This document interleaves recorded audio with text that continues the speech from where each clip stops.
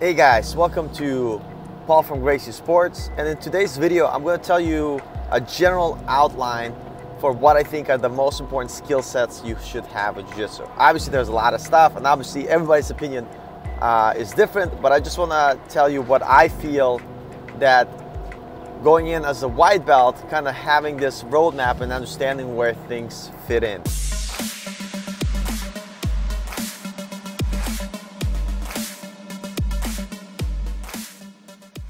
Number one, I believe that you should be good at takedowns. Whenever you set a match in competition or in class, whatever that you're doing, you should always strive to take your partner to the ground and get dominant position.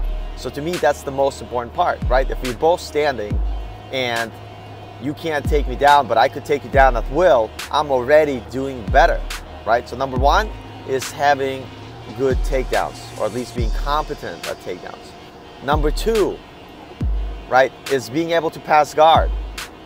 Because if I take you down and I end up on top, great, I did it. But if I take you down and I end up in your close guard or whatever open guard game that you play, now my job is to pass, right? And I believe passing is very important, because when you're someone's guard, you're literally one step away from being on top of them. You just have to pass the guard, right? So guard passing is number two.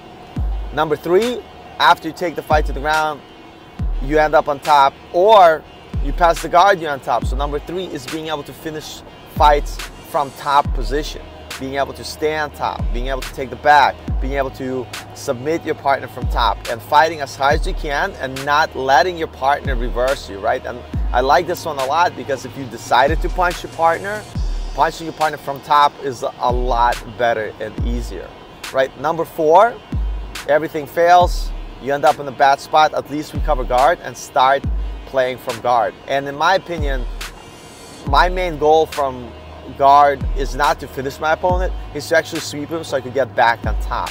But if I get a submission on the way, that's awesome, you know, I'm gonna take it. And the last one, number five, is being able to survive and escape bottom positions. And my list, that's like the least of the most important, because I want you to understand that you should never be on the bottom unless your partner puts you there. So one more time, here's the list. Number one, get great at clinching and takedowns. Number two, become amazing guard passer, right? Once you can pass anybody's guard, how they're gonna stop you. Number three, learn to play top, never give up top, and look to finish the fight.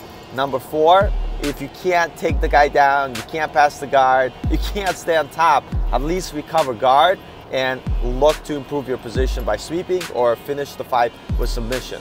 And lastly, you're stuck on the bottom, you can't do anything, learn to survive, learn to escape. So that's the order, and that's my ideal order. And what's interesting enough, if you take that list and reverse it, that's basically, you know, where most beginners find themselves, right? They can't take you down, they can't pass you guard, they can't stay on top of you, they can't even pull you in the guard, so they end up in the bottom.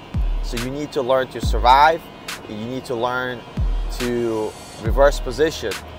Most of the beginners, they start eventually being able to recover guard, right? And that's where you start to play from, recovering your guard and trying to sweep your part so you can get on top. But then eventually when you start getting on top, you start being able to practice, you know, keeping the top position and winning with submissions.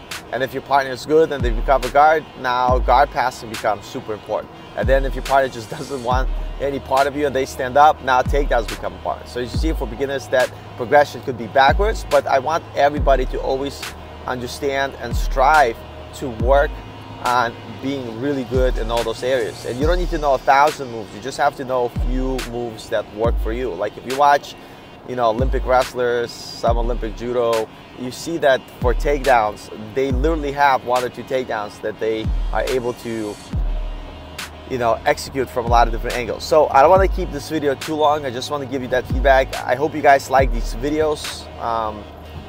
I'm going to continue making them. Again, these are going to be like off the cuff, really professional. Not that my videos are all that professional, but I just want to provide you as much value about Jiu-Jitsu as I can based on my experience. And I have time when I'm driving because I do long hour commutes to the gym, and go from there. So if you found this helpful, like, share, subscribe.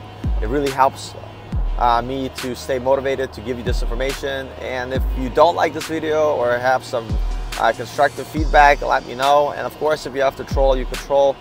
I still love all of you guys because I know this is YouTube. But anyway, thanks a lot, and I'll talk to you later.